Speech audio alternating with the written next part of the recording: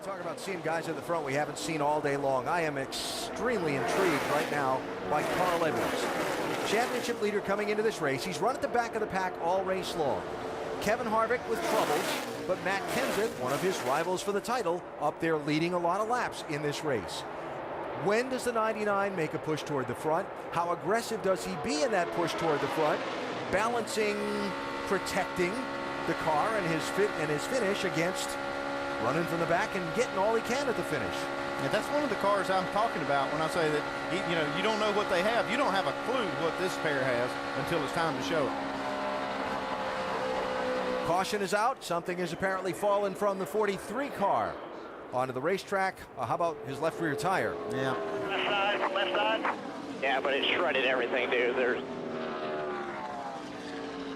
Yeah, it looks like the same thing happened to the one car. They've just got so much damage. Their tires are rubbing the fenders, and they finally end up blowing the tires out. Yeah, you saw the Jamie McMurray left rear tire on the NASCAR nonstop a few minutes ago.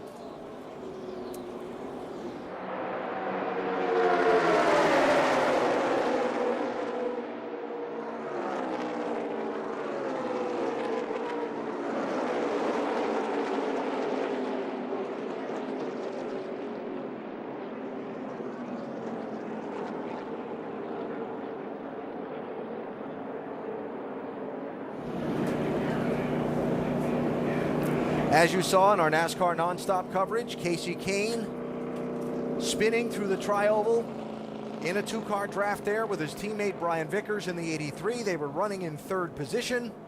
I say they, Kane was running in third position and somehow didn't hit anything.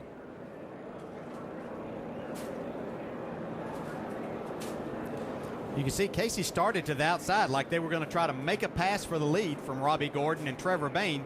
And Brian Vickers got just to the right side of Casey's rear bumper through that tri-oval where you still have a little bit of wheel in it. Sent him spinning. Luckily, didn't hit a thing. See Matt Kenseth and Reagan again doing a good job. See Reagan immediately getting on the brakes and getting off the rear bumper. Matt has been around a couple of things today, and David Reagan has really helped him out. Yeah, watch Reagan right here. He gets off the rear bumper real quick, enough that Matt can slow down. Wow.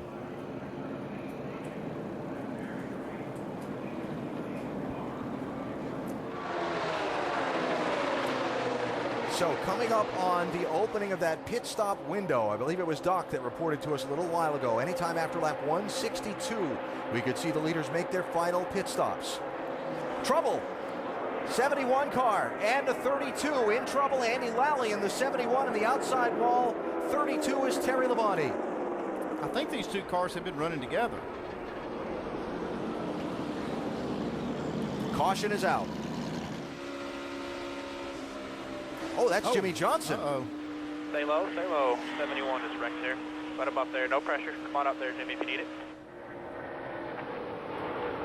Just behind Carl Edwards and Greg Biffle, and that's a hit on the right front of that 48 car.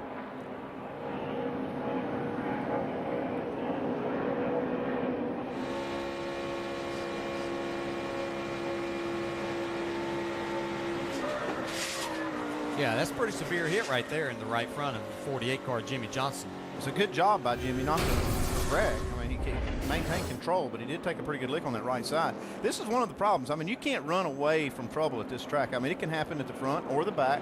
These guys were running at the back trying to stay out of trouble, and it found them.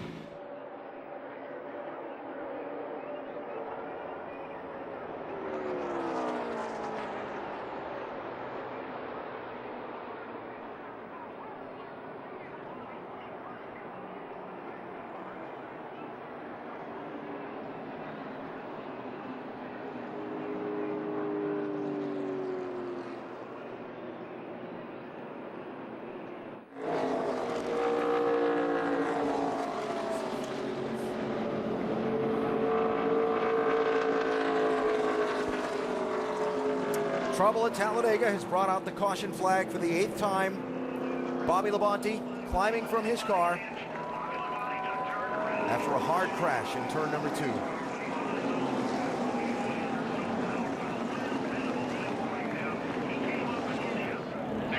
It's Michael Waltrip in the 15 behind Labonte in the 47.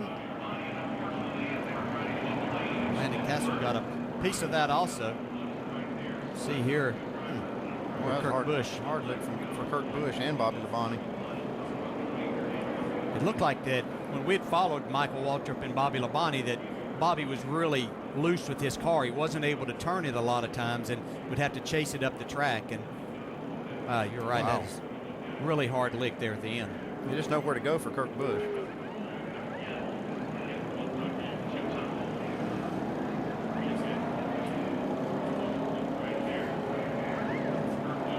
Wow, look at how high the back wheels of that car came off the ground in that hit. Just an indicator of how hard that collision was. 8 laps to go. Look at Jeff Gordon. Oh, trouble right there. Martin and Hamlin and Regan Smith with a hard crash. In front of you there. Stay focused. Stay coming down. Watch him coming down. Watch him.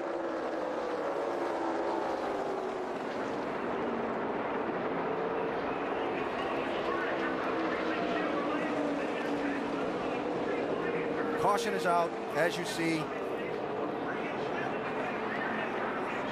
Contact in that pack in turn number 2 and a heavy, heavy crash for Regan Smith in that 78 car.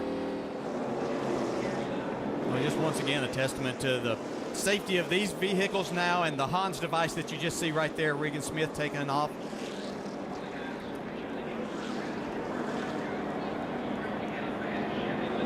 We just hate all day long. You run, you do the right things, you got yourself in a position, and then with less than 10 laps to go, all those hopes and dreams taken away from you. See what happened here. Kind of ran into a roadblock. Gordon and Martin did.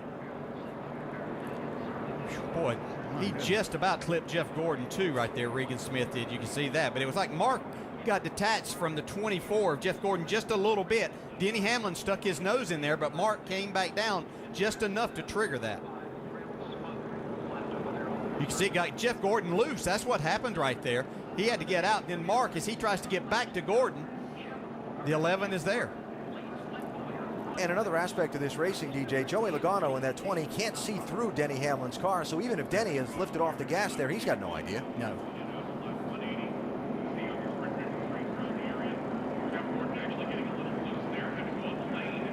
Wow. Well, just look how close. I mean, he just skimmed the back bumper of Jeff Gordon's car. Marcus Ambrose coming by, gets a little bit of damage.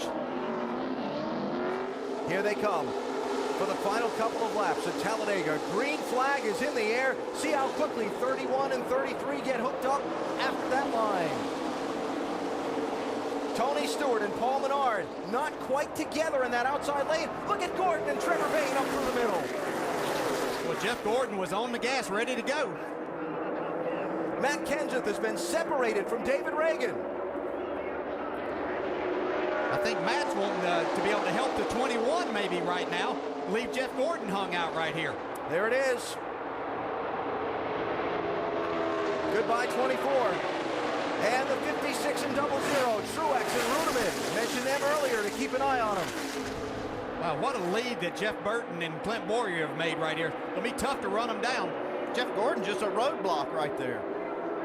What happened to Stewart and Menard on that restart? Michael Waltrip looking for a partner. White flag, down to the final lap. Can anybody run up and catch Burton and Boyer? They've got some ground to make up if they're going to do it. Shuffling around in this pack. 8 of the last 12 races here have been decided on the last lap. Dave Blaney first to break from the traffic with Brad Keselowski. Here come Brian Vickers and Casey Kane. Whole knot of cars behind him. But Jeff Burton is a half a lap for victory. This far clear of the pack. Does Boyer pull out and try and win? There's a chance that Boyer might try to pull out and win when they get to the trial. There he goes. Here he goes. Does the pack have a chance to run him down? Side over there, you and him. No pressure. Side by side in contact. The pack is not going to catch him. They Burton bounce still got off a again. Clint Boyer gets the win. I don't know who won that. Good job, Clint.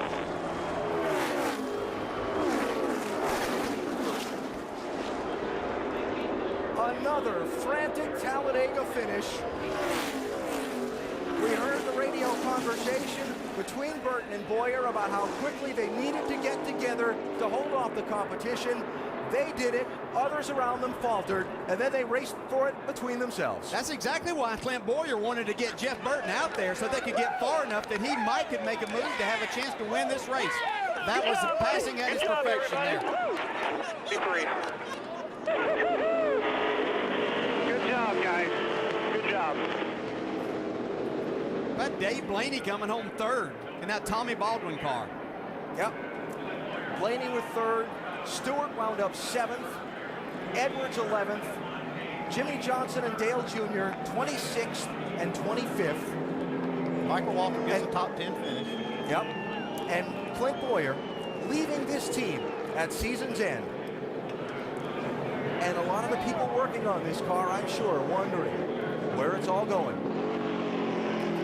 And they're in victory lane at Talladega.